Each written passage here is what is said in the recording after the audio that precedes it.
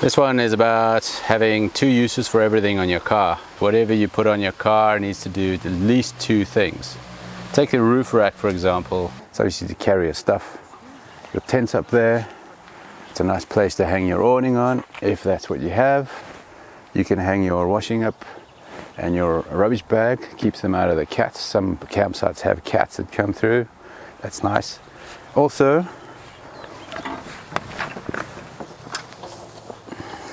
space to sit down and have a sundowner. Chin. Here we are at another section of typical Land Rover Defender quirks and things that are really weird. Quirky. It's quirky. I know it's quirky. You know it's quirky. What about cup holders? Something that I haven't really thought of. Sometimes in the center cubby there will be two cup holders, but here we have a seat, so what do we do? Well, basically, this is quite a tall can. Your little chamois cloth, which you use to keep the windscreen mist-free, you put that in there. And these little louvers here are nicely positioned to clip in your can. The shorter cans will clip in a bit further. Perfect. You want to cool them down? Open the flap. Spare wheel carrier. Aftermarket, this one. It's a little bit offset. We all know why it's there, right? I don't think there's any space underneath the car, and you wouldn't want it inside either. So they put it here. And it's quite handy because basically you just put anything you need to dry on here. It goes very fast. And it's not here to protect the door. It's a standing place for when you're fiddling around with your roof tent.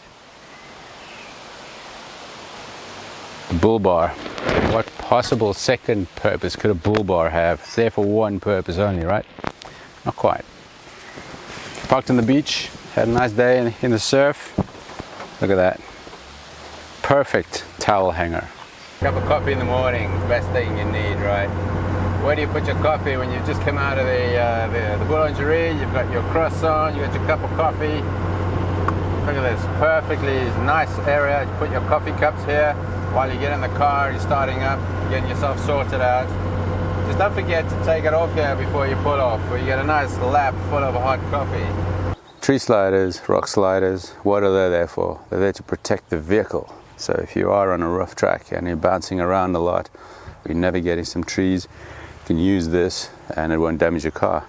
But actually it's there for a better reason than that. They're perfect for standing on, grabbing stuff, adjusting something on the roof rack. Who would have thought? Every Defender needs a knife in it. Preferably with a blunt tip. As not to poke your co-driver or anything. You know the heater controls? You put the heater down, you're trying to get some warm air when it's winter or something. Ours, the flap doesn't loosen. What you need to do while you're driving along, put your knife in there, push the flap up, and voila, you have hot air to your feet. Handy tip. The snorkel. Why is it there? It's there to protect your engine if you're fording a river, or if you're in really deep water, you're trying to rescue someone who's in the ocean and you're driving in there, and your snorkel will protect your engine from that. For me as well, it keeps the engine cooler, I think. The air coming in here is a lot cooler than straight through here past the turbo. But really it is here for another reason, and that's this little bungee cord here, which is keeping our awning from slipping off the back of the car. Genius. So you're driving along, it's getting quite hot in here. How about we open the window? I hope you can still hear me. And you stick your arm out, right? You look like a real poser with your arm out the window, elbow on the windowsill. But it's for a reason.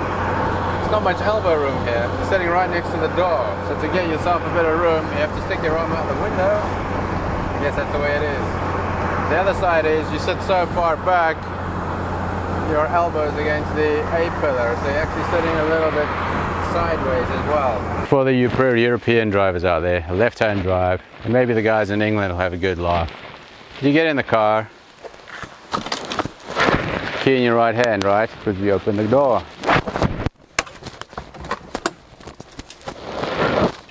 It's on this side. It's a bit of a downer. What I do normally Key in the hand, open the door, put the key in first, and then get in the car. You get used to it. Land Rover sound system, I mentioned it before, the radio is rubbish. However, Bose have come out with a new Land Rover accessory. This is what it looks like. It's fantastic. It's the best sound we've ever had in here. Go get one. It's better than the factory radio. You know when you just got your driver's license and they teach you that the best position on the steering wheel is 10-2? In the Landy it's a little bit different. It's 12 o'clock only, and the other hand is on the gear lever. And this is how you drive around, because you're constantly changing gear and slowing down, and you've got so much work to do that, yeah, 12 o'clock's the best, and it's also the best position to say.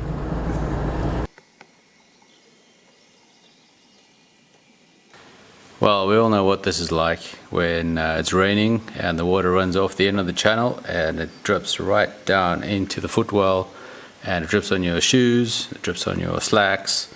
And I have to give a shout out to the Jim Bradshaw from the last video who reminded me of this one, because yeah, it's just one of those typical Defender quirks. TDI engine, stuff of legends. Flick of the key and it runs, except you get the puff of smoke. But Landy owners are considerate. We always look around before we start our car. Speeding ticket, I'm so proud, one of my better days. It hasn't arrived yet, so I can't prove it to you, but I'm so happy about this, because this hardly ever happens in our car. We're so slow. It's just proof that the car can do a little more than you think.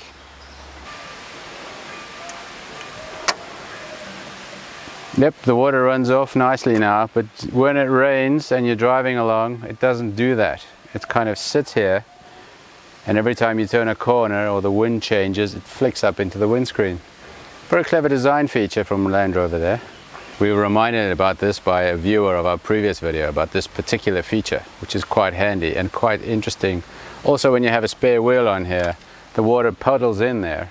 Strangely enough, it's the only place the water actually stays in the car, apart from the footwell. What about the front here? Somewhere to put your coffee, nice and flat. It's a stable platform. Put anything on there, it's level.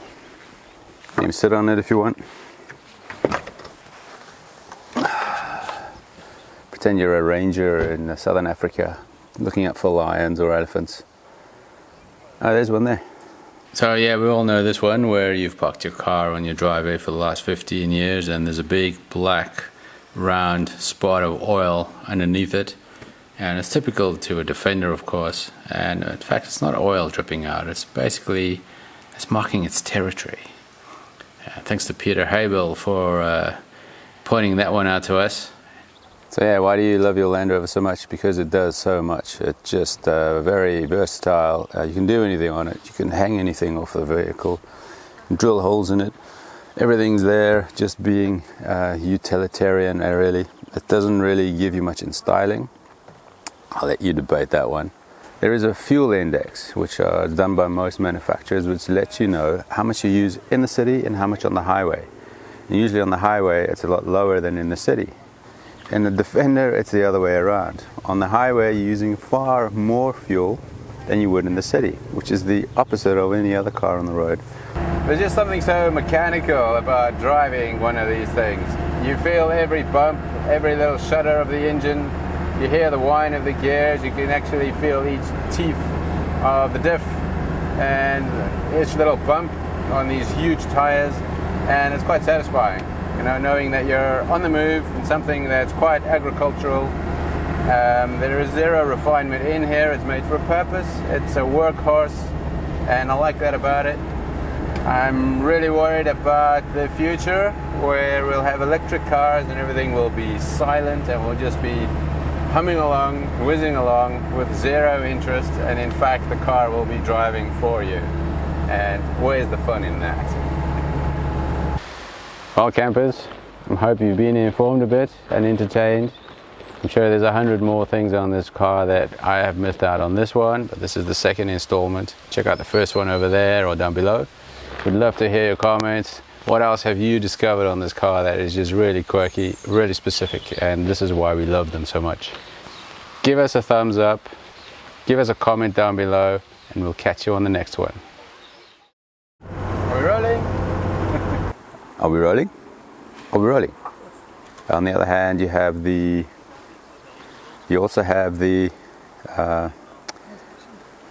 there. Are we rolling? Are we rolling?